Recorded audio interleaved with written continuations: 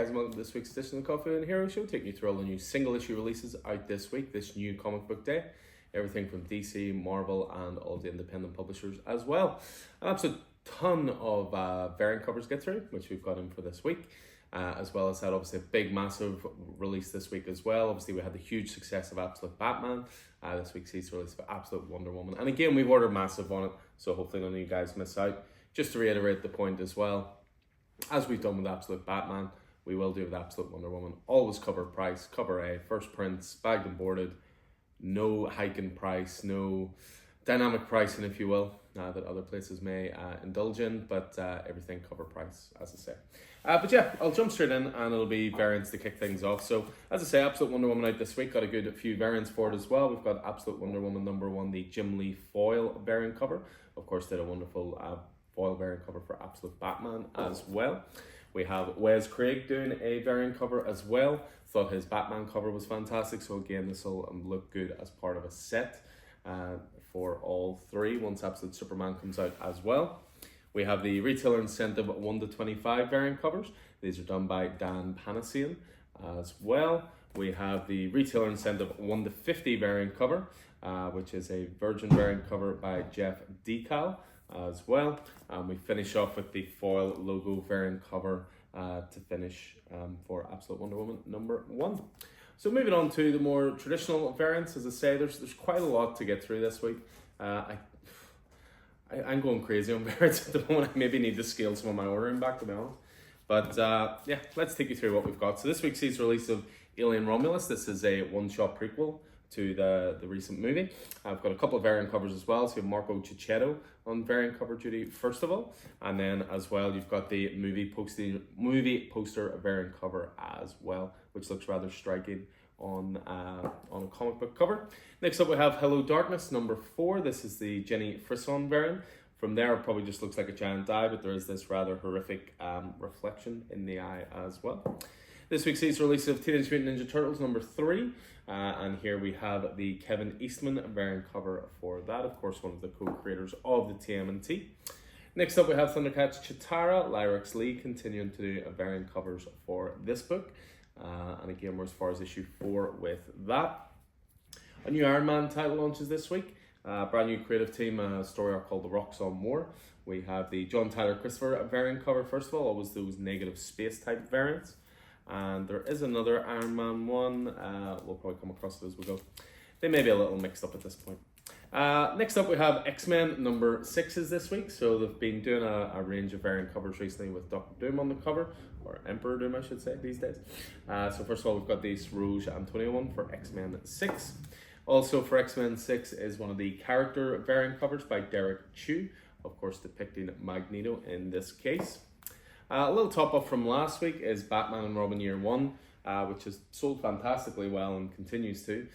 We have Mikael Yanin doing a variant cover here. Obviously a little bit of an ode to a classic cover there. We have Detective Comics 1090 this week. Dan Panasian, of course, did the 1 to 25s for Absolute Wonder Woman, also doing a lovely Detective Comics variant cover. This week sees the release of Flash #14. So we have Dyke Ruan doing a variant cover as the Flash grinds to a halt. As well as that, there is of course the foil variant cover range that we've been getting in. Daniel Sampere doing these. So you've got the Flash one here for Flash #14. And you've also got from the same range, the Green Arrow #17 / Legacy 350 issue with Oliver Queen on there. There's a book out this week called DC Horror Presents, which is a new horror anthology. Going to be 4 issues in total. We've got the Dave Johnson variant cover for that, rather horrific one there. As well as that, we have the Francesco Francavilla variant cover for DC Horror Presents #1 as well. The foil variant ones continue with Harley Quinn #44 is this week. So again, you've got your foil variant for that. You may think the variants are done there. Don't be silly, they keep on coming. As I say, I went a bit mad this week. This week sees the release of a new Elseworlds title called Green Lantern Dark, brand new #1. So we've got the Homar variant cover first of all there. As well as that, there's a variant cover for this book from David Nakayama. Also Green Lantern Dark #1. And then you finish off the Green Lantern Dark #1s with this one. I don't know how well this will come across on the video, but it's a glorious cover. in real life. And again, this is the Homar variant cover you just saw, but done with a foil finish. This week sees the release of Nightwing 119, which of course is the start of a brand new era for Dick Grayson. We had the Tom Taylor run recently come to an end. So we kick it off with a couple of variant covers. Again, Dan Panasian, seems to be a bit of a theme going on here. Doing a variant cover for Nightwing 119. And as well as that, of course, we have the foil variant covers by Daniel Sampere as well. Detective Comics 1090, we've got Retailer Incentive 1-25 variant cover by Ashley Wood. So retailer incentive there. We have, of course, the foil variant covers for Detective 1090, depicting Barbara Gordon / Oracle there. And we finish off those foil ones, I think, although you never know, with Superman 19. And again, Daniel Sampere doing the foil variant cover for that, depicting Lois Lane / Superwoman. Yes, the variant covers keep on coming, people, but this might be the last lot, finally. Superman 19 continues with a variant cover, so Kelly Jones doing a variant cover. It's been doing this range called Trick or Treat, which is showing younger kids dressed up as superheroes. We have Superman 19 Simon DeMeo variant cover as well, with Superman and Superwoman. The best Superman 19 one, if you ask me, is Chris Samney, because again, one of my favorite artists. Just always so colorful, so clean, just beautiful artwork. Power Girl 12 is this week, so we've got first of all a variant cover by Stephen Segovia, and as well as that we have the foil variant covers for that by Daniel Sampere, of course. We have Harley Quinn 44 this week, which has this David Nakayama variant cover. A couple more to go, I promise. Blade, the Ken Lashley foil variant cover. This is the Blade Red Band that actually came out last week, but the variant covers were a little slower in shipping. We have Iron Man #1, as I say, the brand new series for Iron Man. So you have the Scotty Young variant cover, and as well as that, we have the Philip Tan foil variant cover for #1 as well. And then we finish off all the variants finally with Retailer Incentive 1-25 variant cover by Julian Totino Tedesco as well. So away from there and on to the meat and bones of this week's releases. So it's a pretty big week for indie, pretty big week for DC. Relatively quieter week for Marvel this week by comparison. You know, there's no Ultimate titles this week. For example, there's no Amazing Spider-Man. There's no, there's a lot of titles that you would normally expect to ship on a pretty consistent basis that just, as I say, it's just the way the release schedule falls, I suppose. But let me just put all these variants away. There we go. So we'll kick things off with the indie side of things. So first of all, we have Kanto, A Place Like Home, #5. So the second to last issue of our favorite little Tin Knight is this week. Drew Zucker, David Embor, of course. We have Creepshow, Volume 3, Issue 2. This one features stories by Eugenio Mira, Jorge Fornes, John Ridley, and Stefano Rafali. Dead Eyes, The Empty Frames is this week, #2. This is a bit of a local title in the West Coast. John McCrae doing the art. We have Jerry Dugan on writing duties there. Next up from the Kanto team as well, this is a horror one-shot called The Feeding. This was originally released through, I think it was like through Zoop or something like that. Like a crowdfunding platform, but it gets a physical release now. Printed by Image Comics. Again, good little one-shot horror title. We have Godzilla's Monster Piece Theater, featuring Time Machinist. Brand new #1 from IDW. Continuing the horror theme, we have Headless Horseman. Again, I think this is a one-shot 2024 annual horror anthology through Dark Horse Comics. There is Hello Darkness, #4. So continuing again with the horror anthology, stories written by Garth Ennis, with art by Becky Cloonan. You've got Michael W. Conrad writing stories as well, Robert Hack on art. So quite a cracking lineup there. Disney Lilo and Stitch reaches #6. So again, we continue getting the Disney titles. I think it's important to have those in for all readers.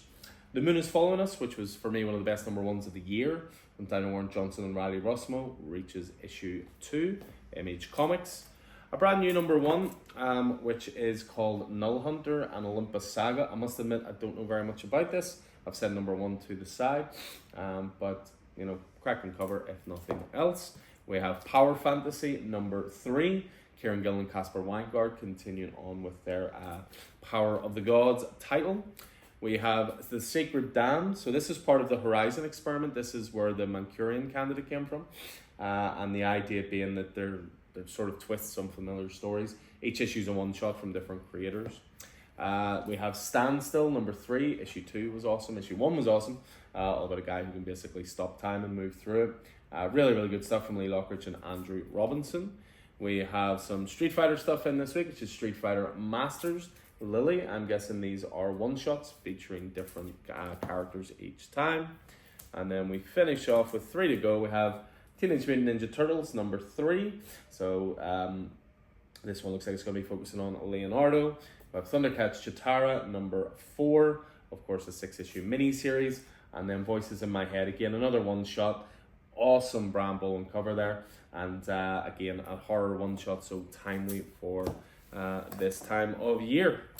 As I say, when it comes to Marvel, it's a bit of a quieter week for Marvel. As I said, there's a couple of really good titles, but again, a little bit quieter. So first of all, we have Alien Romulus. So again, I mentioned this before. This is a one-shot prequel to the recent movie. It also includes a foreword by director Fede Alvarez as well. We have Avengers number 19. Jed MacKay continuing on with his Avengers run. We have Dazzler number 2. First issue proved rather popular actually, so another From the Ashes title. We have Spider Society reaching issue 3. So again, the Spider-Verse stuff, if that is your bag. We have Spirits of Vengeance number 2. Continuing on the Ghost Rider story, of course. This one, admittedly, I could have a bit of fun with this and put this in the bays. Venom number 3. These are facsimiles. These are not the original printings. First appearance of Null, of course. But these are facsimiles. So if you've ever wanted to read this sort of origin of Null, the first appearance, that kind of thing, this is where you jump in. It's an issue that, once you jump into the speculative market, is silly priced. But these are facsimiles again. I think someone's probably going to dig through the back bays when we put them in and think they've struck gold. But again, facsimile. Werewolf by Night number 3 in the red band. So continuing on this mini-series, part of the Marvel red band label. We have X Factor number 3. Mark Russell continuing on with that. And then we finish off Marvel with X-Men number 6. So Rand Stegman art on the cover there. So I've just realized that amongst all of this stuff I have here, I have 0 copies of Absolute Wonder Woman. So 1 second. And the magic of editing. We're back. Absolute Wonder Woman number 1, of course, undoubtedly the biggest release this week. Absolute Batman was such a success for us and for the industry in general. Absolute Wonder Woman is every bit as good as Absolute Batman. Cannot recommend this enough. Kelly Thompson writing and Hayden Sherman on art duties there. Elsewhere from DC this week, we have Action Comics number 1072. So continuing on the Mark Waid, Clayton Henry storyline there. We have DC Horror Presents. It showed off a couple of variants for it. This is the cover A by Tyler Crook. 2 terrifying tales. So again, one for you horror fans. We have Detective Comics 1090. So again, there's a couple of titles this week. You'll see the All-In Initiative. You'll see the white background, the logo, all that good stuff. Starting points, some cases new creative teams. This one, Tom Taylor and Mikel Yannon taking over Detective. Again, absolutely excellent. Highly, highly recommended. And if you've ever wanted to get into Detective Comics, the perfect jumping on point. We also have the same jumping on point for Flash, so Cy Spurrier continuing on the title, Vasco Georgiev on art. So again, white background, logo, jumping on point for new readers. Same with Green Arrow, which is issue 17/Legacy 350. This is a handing of the baton issue. You've got the culmination of the Joshua Williamson run, like a little epilogue for that. But you've got the setup from Chris Condon for what he's going to be doing, along with an artist Montos. And I tell you what, it looks great. Next up, we have Green Lantern Dark. I mentioned this through the variants. This is a brand new Elseworlds title.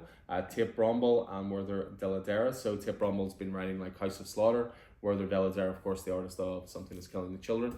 So again, that's going to be a mini-series and looks pretty good. We have Harley Quinn number 44. So again, starting point for Harley Quinn, if that's a character you'd like to get into. We have some facsimiles for Hawkman number 4. Again, doing the facsimiles, first appearances, all that good stuff there. I'd mentioned it in variants, but again, Nightwing number 119, again kicking off brand new ear for Nightwing, new creative team of Dan Waters and Dexter Soy. So perfect opportunity to jump into Nightwing. And then to finish off, we have Superman 19. And again, perfect point for jumping on, and what a team to jump onto. Joshua Williamson writing, Dan Mora on arguably the best artist working in comics today, of that sort of classic style. Issue 19, but again, starting point for brand new readers. So that is everything coming out this week. As you can see, it's a bit of a monster-sized week, especially on the variant side of things. I tell you what, they took a long time to label. But as ever, hope this has proved useful for you guys. Pull lists are, of course, all organised and ready to be collected. Again, a little reminder for November 20th, our signing event coming up with Teeny and Blake Howard. Again, posters are in the window now. We've got leaflets to hand out. We'll do everything we can to make sure you don't forget about this.